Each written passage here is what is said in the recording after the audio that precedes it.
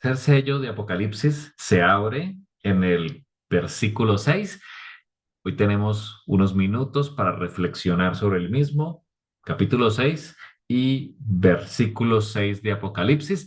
Ya han pasado dos sellos, hablamos de el caballo color blanco, el caballo color rojo y los significados eh, que se presentan allí, igualmente espirituales, y ahora aparece un caballo muy interesante, un caballo de color negro, con una balanza en su mano y una frase que vamos a analizar hoy a nivel cultural de aquel momento, a nivel histórico, también su significado, pero también el significado espiritual que trae para nosotros. Bienvenidos a todos, voy a compartir pantalla en este momento. Y nuevamente, pues en algún momento no la ven o no me escuchan, me indican por favor. Aquí estamos en Apocalipsis capítulo 6 desde la perspectiva hebrea y se abre el tercer sello. Quiero que vayamos a nuestras Biblias en el capítulo 6 cuando el Cordero rompe el tercer sello. Recordemos que es Yeshua directamente quien tiene el control y abre el tercer sello. Oí al tercer ser viviente diciendo, ven. Miré, dice Juan, decir lo mismo que en los anteriores, y apareció un caballo negro. El que lo montaba, dice nuestras Biblias en Apocalipsis, tenía en la mano una balanza. Así que aparece aquí un caballo negro con un jinete que tiene en su mano una balanza.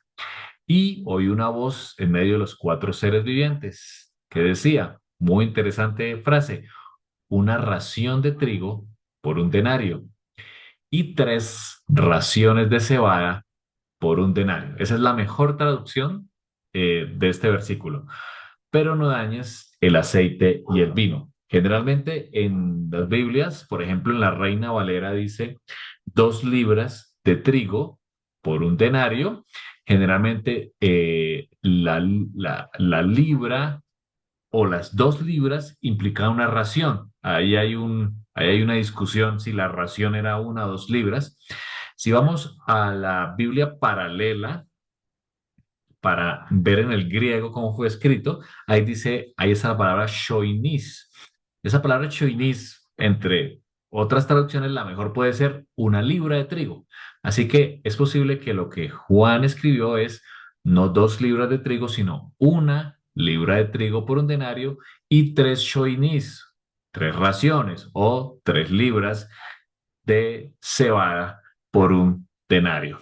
Así que esa podría ser la mejor traducción que encontramos de esta frase muy interesante, que termina diciendo, no dañes el aceite ni el vino. Una tremenda frase que tiene una gran cantidad de aplicaciones. Vamos a ver algunos de ellos hoy. Lo primero, encontramos el color negro eh, aquí en este caballo. El color negro en la escritura tiene varios significados. Está asociado, por ejemplo, al luto. Cuando había luto en una familia por la pérdida de un ser querido o por una crisis, por una tragedia nacional, se acostumbraba a vestirse de silicio y eso lo encontramos en diferentes partes de la escritura. También está asociado al hambre y a la oscuridad espiritual. Así que el color negro puede implicar luto por pérdida, por tragedia local o nacional. También el color negro está asociado al hambre, cuando hay épocas de hambre en la tierra, pero también a la oscuridad espiritual. Ahora, el, el hambre vuelve negro el aspecto de las personas. Por ejemplo, Lamentaciones 4:8. Ubiquémonos históricamente, como en la imagen que estamos viendo allí. Lamentaciones fue un libro escrito justo después de la invasión de Babilonia a Jerusalén. Nabucodonosor, como rey de Babilonia, invade Jerusalén aproximadamente el año 500 antes del Mesías. Por supuesto, ya era una profecía, era consecuencia de lo que ya la Torá había escrito años anteriores. Se rompen los muros, se destruye ese primer gran templo de Salomón. Muchos son desterrados, otros quedan prácticamente en la hambruna total, otros son desplazados hasta Babilonia, y allí, en ese contexto, se escribe el libro de Lamentaciones, que, como su nombre lo indica, es una lamentación por haber perdido lo que no se valoró, tal cual. Israel no valoró la riqueza espiritual, la obediencia, el seguir al Eterno, y por eso sufrió la consecuencia, nuestro pueblo sufrió la consecuencia, y por eso Jeremías escribe este libro. Por ejemplo, aquí en este versículo de su libro, el versículo 8 del capítulo 4 dice, oscuro más que la negrura es su aspecto. Habla de los habitantes. No los conocen por las calles. Su piel está pegada a sus huesos. Aquí está hablando de un hambre terrible, una situación difícil después de tener abundancia. Aquí hay escasez. Dices, la piel está pegada a sus huesos. Y aquí habla del color oscuro, oscuro más que la negrura de su aspecto. Eh, y habla de que la piel se seca como un palo. Así que es una situación terrible la que vivió nuestro pueblo en ese destierro, en esa invasión babilónica, que partió allí la historia en dos, lo conocemos, y pues aquí Lamentaciones habla de ese color negro asociado al hambre, asociado a la tristeza y pues por supuesto a la tragedia que vivió allí Israel. Jeremías también nos habla acerca de ello. Jeremías 14 dice, se enlutó Judá, él en su libro ya había escrito esto, enlutó Judá y sus puertas se despoblaron, se sentaron tristes en tierra y subió el clamor de Jerusalén. Así que aquí encontramos que el color negro implica un juicio económico y espiritual, es decir, tiempo de crisis. Eso es lo que representa el color negro. Y es muy probable lo que representa este caballo de color negro. Hay luto, hay hambre y hay oscuridad espiritual. Ahora, este jinete tiene en su mano una balanza.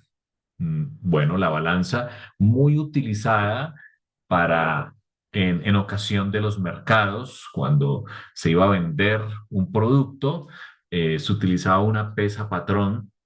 Hoy en día todavía, cuando se calibran los equipos, por aquí Darly es experta en el tema, pues se utiliza unas pesas patrón para verificar que el instrumento esté calibrado adecuadamente. En aquella época, pues se utilizaba un elemento ya pesado anteriormente y se contrastaba con lo que se iba a vender para poder tener pesas justas para vender la cantidad que se prometía por el precio justo.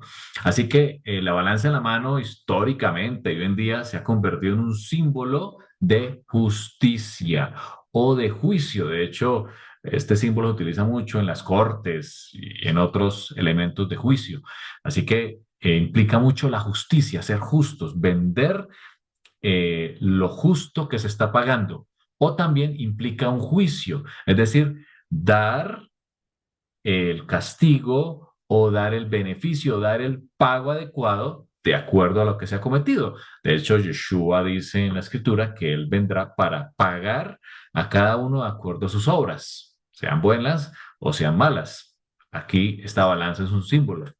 Cuando eh, en época de Babilonia, justo antes de su destrucción, allí lo relata el libro de Daniel, apareció una mano misteriosa escribiendo en la pared en arameo, y uno de sus frases es, ha sido pesado en balanza. Se le dijo a ese rey de Babilonia, ha sido pesado en balanza y no se ha encontrado virtud en ti, por lo tanto, tu reino ha sido entregado a los medos y a los persas. Y de acuerdo a esa visión, después vino la toma por parte de Persia, de los medos y los persas, a Babilonia, en aquel momento eh, histórico que Daniel dejó registrado en su libro. Pero también la balanza implica un comercio racionado, es decir, un comercio justo, que se pague lo adecuado. Hoy en día también luchamos en nuestros mercados con comercios justos que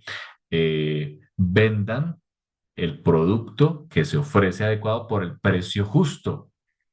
En nuestro país hemos tenido episodios, hablo de nuestro país Colombia, hemos tenido episodios donde se cobra mucho más, por allá en la playa se cobra mucho más por un almuerzo de lo que debería cobrar y eso genera una mala imagen en el país. Así que la balanza implica justicia y juicio en todos los aspectos, incluyendo el tema del comercio.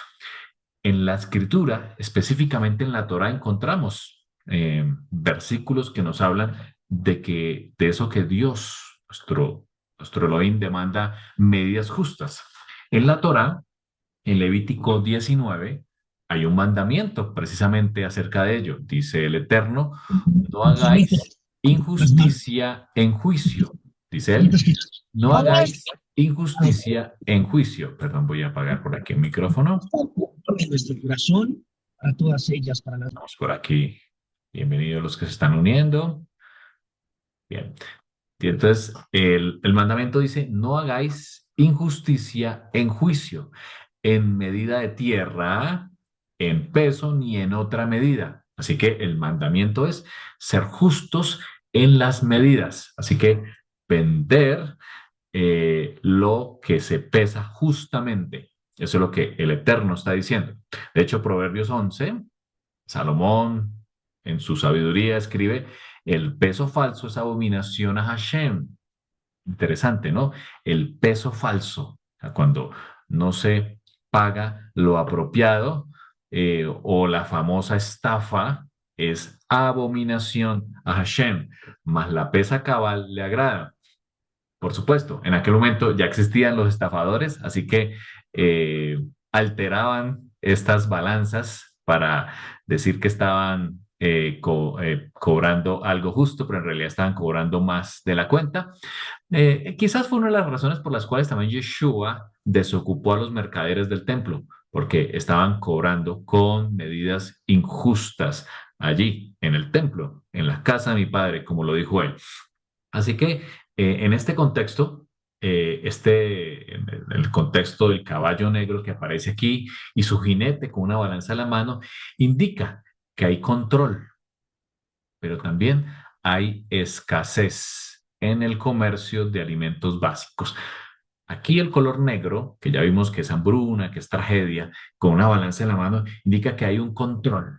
De hecho, Apocalipsis nos muestra eh, que cuando el antimesías se presente, eh, habrá un control en la población, inclusive en lo que puedan comprar y vender, si no tienen la marca de esa bestia en su mano. Así que el, el antimesías que estamos viendo, la imagen del antimesías que estamos viendo desde el primer caballo blanco que aparece con una falsa paz, que luego induce la guerra, como lo vimos anteriormente, también tendrá control, querrá controlar los comercios. Y como vemos el planeta, hacia allá vamos. Cada vez se quiere tener un mayor control en la población, lo que se venda, lo que se compre, el tiempo que se puede utilizar para ello. Ya vimos un piloto en la restricción por la pandemia años atrás, hubo un control de lo que se podía, a dónde se podía ir o no se podía ir, lo que se podía comprar o no se podía comprar. Ya hubo un piloto de eso. Bueno, en el sistema antimesías se tendrá o se querrá tener un control y por supuesto habrá escasez. Es muy normal o es un resultado después de una guerra, como la muestra el caballo rojo, las guerras generan escasez y eso vemos, por ejemplo, en nuestro planeta, en las guerras que se llevan a cabo. Un ejemplo muy claro es la guerra de Ucrania y Rusia, donde esa guerra generó escasez de ciertos minerales, de ciertos metales que se producen, por ejemplo, en Ucrania. Eso desequilibra los mercados mundiales y produce escasez. Ahora, hay otros elementos, por ejemplo, la Agenda 2030 que desea eliminar la contaminación o la generación de CO2. Entonces, o hace o induce a algunos a decir que la agricultura y la ganadería, como generan tanto CO2, pues hay que eliminarlas. Por supuesto, los medios están errados. No se puede eliminar la agricultura, por ejemplo, porque genera CO2. Y por supuesto, el problema de hambruna es peor. Pero los objetivos de desarrollo sostenible, que por supuesto son muy buenos, generan acciones que están en contra de los principios y eso puede provocar un problema como el que estamos viendo aquí en el caballo negro, en el tercer sello, y es la escasez o el control de alimentos. Vamos a verlo. Allí en Apocalipsis capítulo 6 que estamos hoy, allí aparece la frase en el tercer sello cuando dice una libra o un choinis, ya lo vimos, un choinis de libra de trigo por un denario y 3 libras de cebada por un denario. Vamos a analizar estos elementos que aparecen aquí en el texto de Apocalipsis, el trigo y la cebada. Tenemos por un lado al trigo. El trigo es un cereal, por supuesto un cereal fino si lo comparamos con la cebada. Es muy interesante el comparativo. El trigo es un cereal más bien fino. Las clases pudientes en la época del primer siglo podían acceder más fácilmente al trigo que las clases pobres. A las clases pobres generalmente podían comprar era la cebada, que es un alimento menos nutritivo, eh, como lo vemos aquí, es más económico, más del pueblo humilde. De hecho, los animales consumían cebada, era un alimento que popularmente era conocido que se le daba a los animales o a las personas que no podían comprar el trigo. Hay una asociación con las fiestas del Eterno entre estos dos elementos. Tenemos, por ejemplo, la cebada, que de acuerdo al texto de Apocalipsis es 3 veces más económica que el trigo. Es decir, el trigo es 3 veces más costoso que la cebada. La cebada es lo que se da inicialmente en la primavera. Llega la primavera y la primera cosecha es la cebada. Es decir, la primera gavilla que mecía el sacerdote el día después del Shabbat alto de la fiesta de Pesach, el mismo día que Yeshua resucita, esa gavilla que mecía el sacerdote es una cebada. ¿Qué implica? Implica que arranca la cosecha de primavera. Lo primero que crece en la primavera es la cebada, es lo primero, lo más humilde. Aquí implicó por pesa una redención inicial. Es muy interesante el significado porque es cuando el pueblo de Israel sale de Egipto, cuando nuestro pueblo es liberado.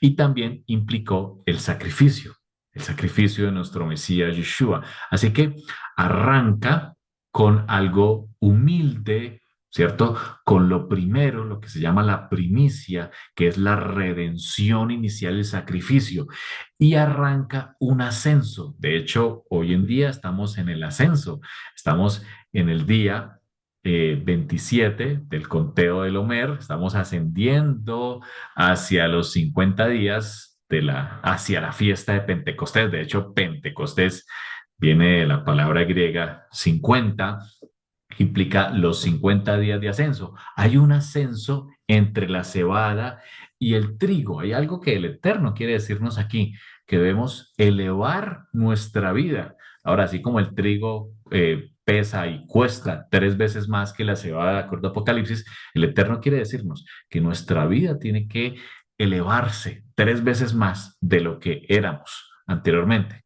Shavuot es justo antes del verano, son 50 días después de que se mece la gavilla. La gavilla se mecía, podemos decir que el día 17 del mes de Aviv y el día en el mes tercero, el mes tercero del calendario hebreo, iniciando allí en el día 6 es que llegaba la fiesta de Shavuot, donde en la fiesta de Shavuot la cosecha que está lista es la cosecha de trigo.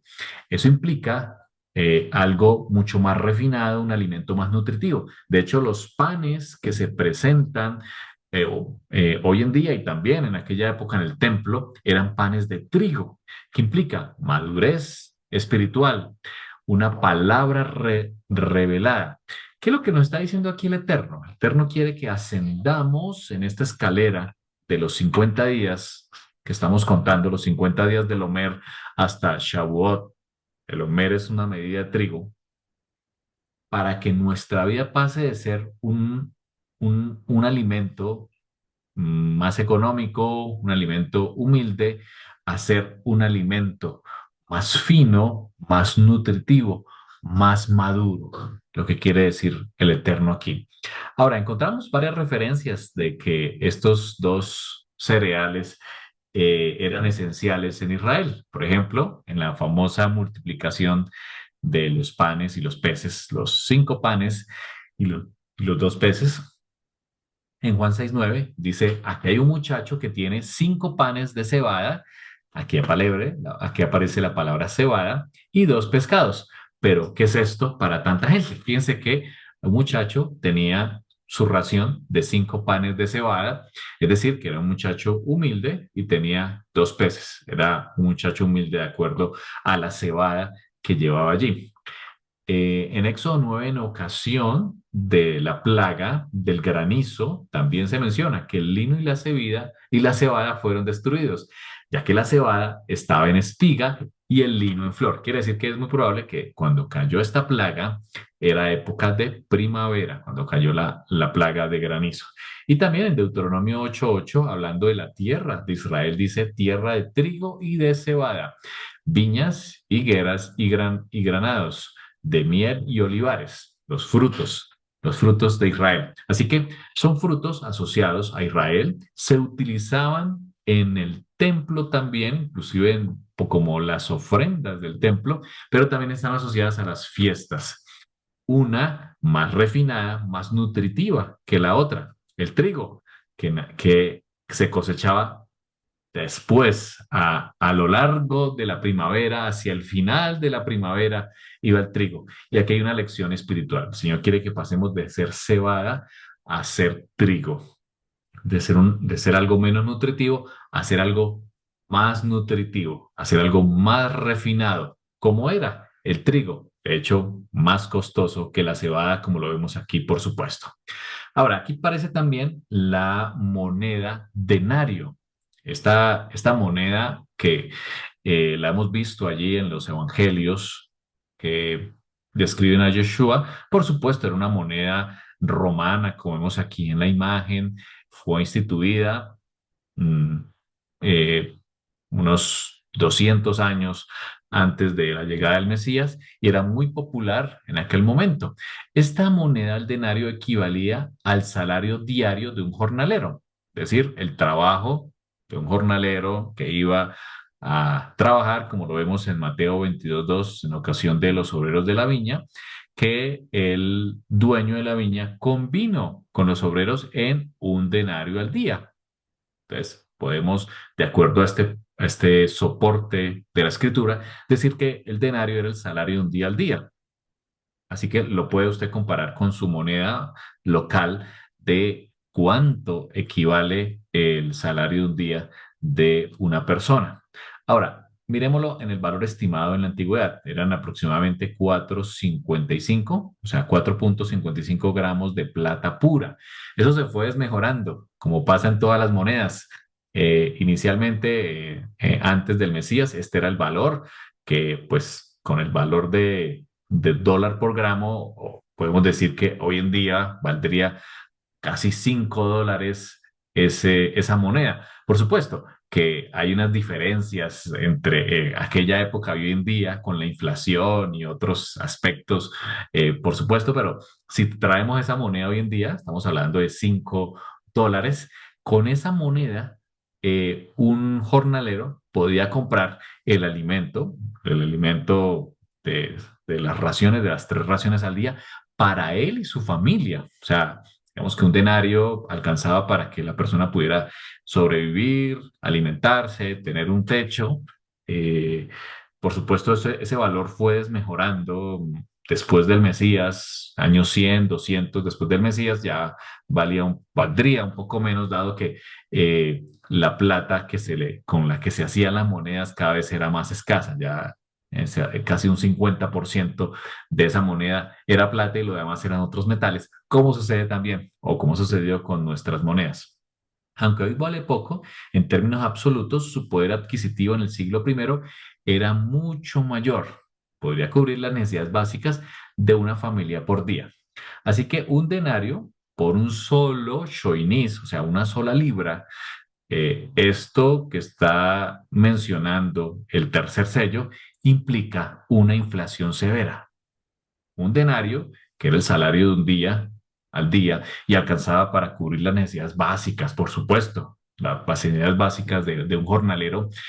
Aquí, en este momento histórico, nos habla de que ese mismo denario solo que alcanzaba para cubrir una libra de trigo. Así que imagínese el salario diario de un jornalero hoy en día en nuestro país o en cualquier otro país y que solo alcance para comprar una libra de trigo. Esto habla de una inflación severa. Por eso el caballo está de color negro y con una balanza en la mano. Aquí implica que hay un hambre generalizada, como lo vemos en el contexto de la escritura. Sí, eso implica que los precios de los alimentos subirán, dada la escasez. De hecho, ya empezamos a verlo, ¿no? En nuestros países empiezan a subir los precios de los alimentos, pero esto implica una inflación severa. Hemos visto ejemplos en algunos países muy cercanos a nuestro aquí en Colombia, como debido a el régimen que hay allí, los alimentos o comprarlos, adquirir un alimento se vuelve sumamente costoso. Esto ya se vive en algunos países. Bueno, la profecía indica que debido al control, a la guerra, los alimentos subirán de precio de una manera exorbitante y eso hace que va a haber hambre en la tierra. Así que tenemos, de acuerdo a la profecía, hambre debido a la inflación severa. Vamos a ver un poco acerca del poder adquisitivo de la época en que Juan escribe eh, Apocalipsis. Lo que se menciona en Apocalipsis 6:6, solo un shoinis de trigo por un denario indica un aumento del precio de al menos un 800, es lo que calculamos, un 800 al 1200% de inflación, lo que evidencia pues esa inflación severa. Eh, Esto ya se empieza o ya se ha vivido en algunos países. El texto de Apocalipsis 6:6 no escribe precios normales, sino precios de juicio. Por supuesto, con un denario se podían comprar, como lo vemos aquí en la tabla, de 8 a 12 shoinices o libras por un denario. Es decir, con un denario la persona podía comprar casi 10 veces lo que puede comprar en esta época de juicio, en esta época donde aparece el caballo negro, que es lo que aparece en Apocalipsis 6:6. Es decir, eh, una cantidad exorbitante, 10 veces subió el precio del trigo de acuerdo a Apocalipsis 6:6. Aquí vemos la relación. Esto está históricamente soportado. Uno de ellos es el que estamos leyendo de Apocalipsis, de que el trigo es 3 veces más costoso que la cebada, pero también el código Hammurabi nos habla que el trigo era 2 a 3 veces más costoso que la cebada. Y por supuesto, el trigo es mejor calidad, más difícil de cultivar. En cambio, la cebada es 2 a 3 veces más barato, ya lo dijimos. En Apocalipsis aparece que se podían comprar con un denario solo 3 libras de cebada. La cebada, por supuesto, normalmente es más abundante, es un alimento básico, resistente y generalmente, en ese contexto, alimento de los pobres.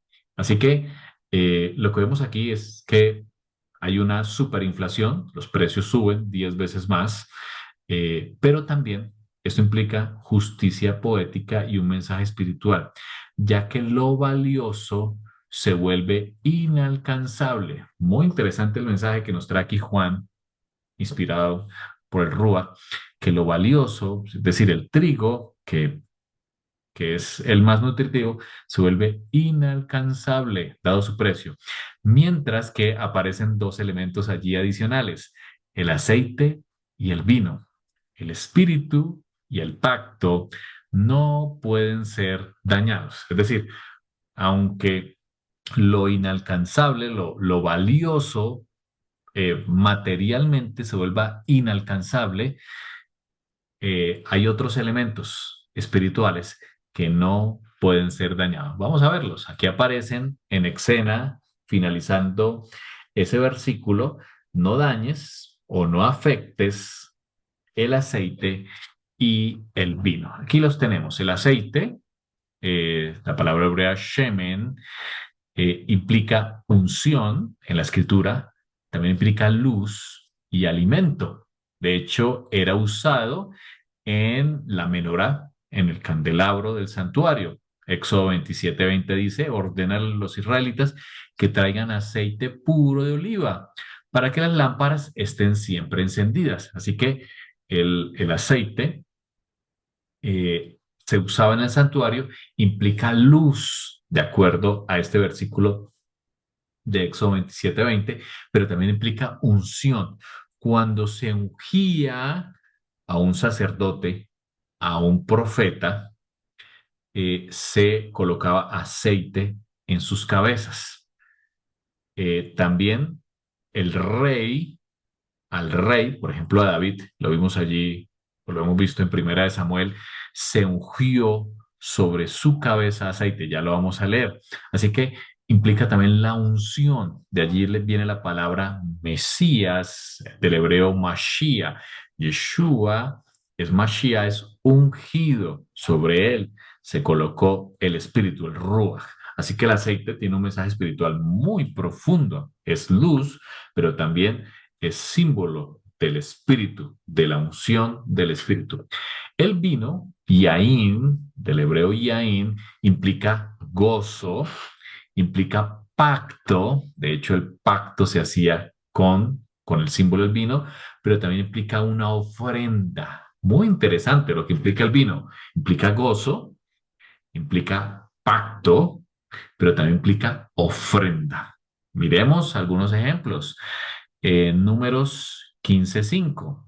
A cada cordero que se le ofrezca al Señor como holocausto o sacrificio, se le añadirá como libación, es decir, como ofrenda líquida, 1 litro de vino, dice en Números 15:5. Así que el vino era una ofrenda, era utilizado como ofrenda, así, algo con que el adorador podía presentarse delante del Eterno. Salmos 104:15. El vino que alegra el corazón. La escritura nos muestra que el vino alegra el corazón. Pues creo que usted lo ha experimentado, si ha tomado vino. Bueno, el vino alegra el corazón. Lo que dice la escritura es no emborracharse con vino. Eso es lo que no está bien. Pero aquí la escritura nos muestra que el vino alegra el corazón. Dice también, el aceite hace brillar el rostro. De hecho, el mismo Yeshua dijo que cuando ayunes, no seas como los otros, con cara triste, sino pon aceite en tu cara para que no se note que estén ayunando. Sí, nadie debe saber que estás ayunando, solo el Eterno. Y termina diciendo aquí el Salmo, y el pan que sustenta la vida. En Lucas 10:34 encontramos la parábola llamada del samaritano o del buen samaritano, el que se acercó y atendió al que estaba medio muerto allí en el camino a Jericó. Dice la escritura, se le acercó y le curó las heridas. ¿Con qué?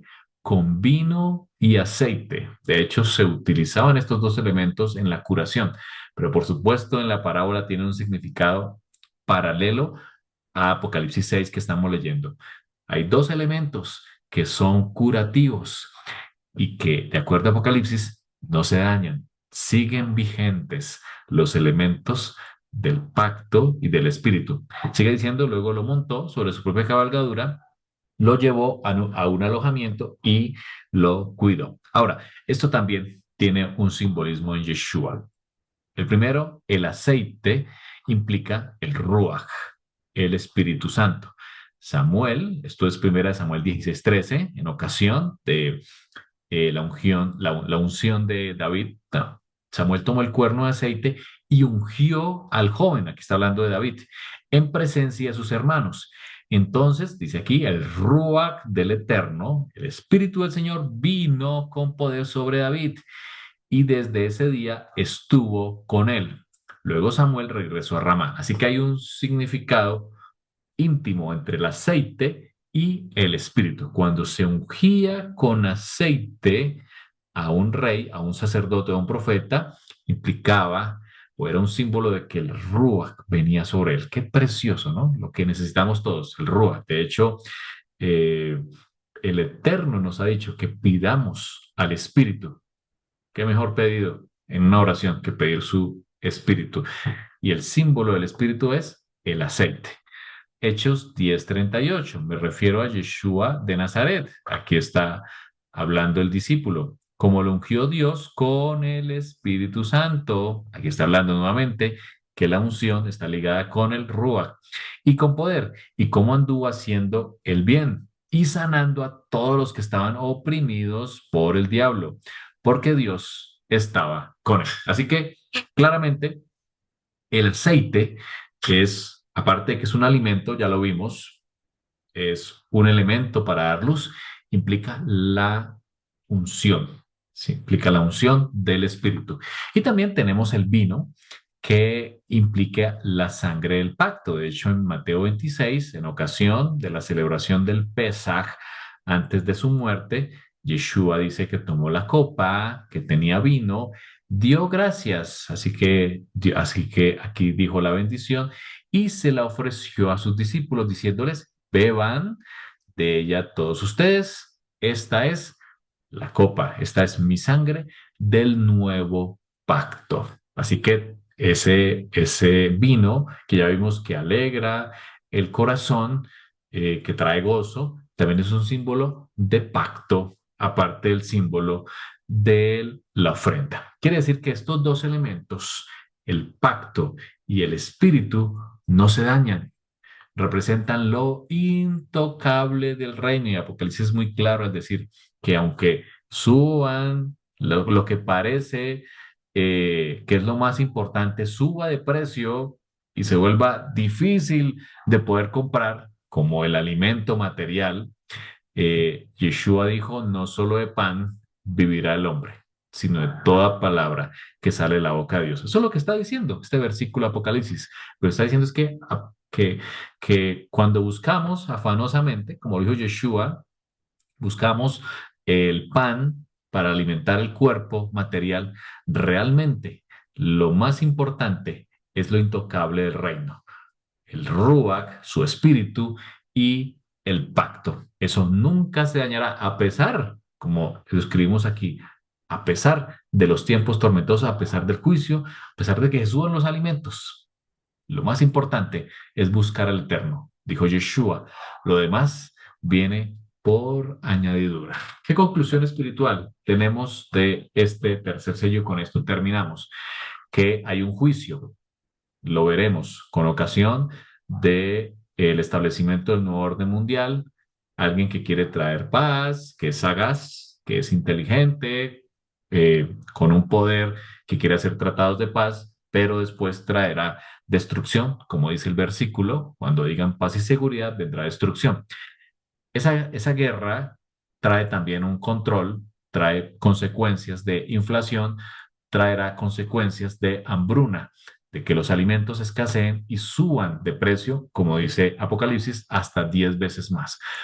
Pero, dice, a pesar de todo esto, siempre el Eterno es misericordioso con nosotros. El aceite del Espíritu y el vino del nuevo pacto no pueden ser tocados. Nuestra ancla, nuestro apoyo, nuestro pivote es el Señor. Es el Señor quien no cambia y que, dice la Escritura, tiene cuidado de vosotros. Yeshua mismo lo anunció. Ustedes ven que los pajarillos caen, pero aún así el Eterno los ve. El Eterno ve cuando cae un pajarillo muerto. ¿Cuánto más no tendrá cuidado de vosotros? También dijo, no os afanéis por las cosas de este mundo, que comeréis, dijo Yeshua, hablando también de este tercer caballo, que comeréis o que beberéis. Buscad primeramente, dijo Yeshua, el reino de Dios, el aceite y el vino. Busquen el aceite y el vino y todo lo demás vendrá por añadidura. La lección más importante, apreciados, del sello Apocalipsis, el tercer sello Apocalipsis, capítulo 6, es que a pesar de que haya juicio, de que haya hambruna, lo más importante es buscar el aceite y el vino, el espíritu y el pacto. Lo demás vendrá por añadidura. En medio de la escasez, el pueblo de Dios se sustenta con la presencia del Ruach, la Kodesh, del Espíritu Santo y de la sangre de Yeshua. Aunque la balanza que vimos allí pese escasamente en la tierra, que escaseen los alimentos, en el cielo, dice la Escritura, hay abundancia. El mismo Eterno lo dijo, probadme, probadme, probadme, obedecedme y abriré las ventanas de los cielos. A través del trigo y de la cebada, Dios recuerda también su calendario de redención. Ya lo vimos allí, como el Eterno quiere que pasemos de ser cebada, que no es tan nutritivo, un alimento que se le echa inclusive a los animales, a ser trigo, algo que es mucho más valioso, más nutritivo. El Eterno quiere que crezcamos en esta escalera de 50 días en las cuales ya pasamos la mitad de la escalera para que lleguemos a una estatura. Por eso se escribió el salmista, enséñanos, Señor, a contar nuestros días para que traigamos al corazón sabiduría. También el Eterno dice que los justos son como el sol que sale y se pone hasta en la parte más alta del cielo. Así quiere que seamos nosotros, que crezcamos en la estatura divina. Habacuc 2:4 es la mejor conclusión del tercer sello. Tercer sello dice que habrá escasez de alimentos y que subirán 10 veces más, pero que no se dañará el vino y el aceite. Habacuc 2:4 responde, el justo por la fe vivirá. Incluso, le añadimos aquí, incluso en medio del juicio. Vamos a orar. Padre, gracias porque tus juicios son justos y a pesar de las injusticias, de la escasez, de la hambruna, de la tristeza o de las tragedias que ocurren y ocurrirán en gran medida, de acuerdo a la profecía, tú estás al control. Y Yeshua, como Mesías, tiene el rollo en su mano. Gracias, Señor. Nos aferramos a Él a pesar de las dificultades. Podemos tener dificultades, Señor, económicas como habitantes de este planeta. Las tenemos, Señor. Dejamos nuestras necesidades a tus pies, buscándote a ti primeramente, el reino de Dios, la justicia, buscando tu espíritu, buscando, Señor, y asirnos del pacto de la sangre del Mesías, sabiendo que todo lo demás viene por añadidura, Señor. Vivimos por fe, Señor. Queremos que nuestra fe crezca cada día, así como estos 50 días en que estamos, que crezcamos de ser cebada a ser trigo. Transfórmanos, Señor. Transfórmanos, Señor. Haz una metamorfosis en nuestra vida. Renueva nuestra mente en este siglo. Gracias, Señor, porque deseas algo mejor de nosotros, porque nos miras con ojos, nos miras como trigo y no como cebada, como somos. Y estás dispuesto a sobreabundar de todo, Señor, de todas las cosas, materiales y espirituales. Si te buscamos a ti, Señor, perdona, Padre, nuestras equivocaciones. Nos desviamos del camino a menudo. Que nuestros pies estén en el Mashiach y en tu Torah, Señor. Te alabamos en este día. Pedimos bendición sobre todo Israel, sobre quienes escuchan esta enseñanza. Lo pedimos por los méritos del Mesías Yeshua. Amén y amén. Muchas bendiciones a todos.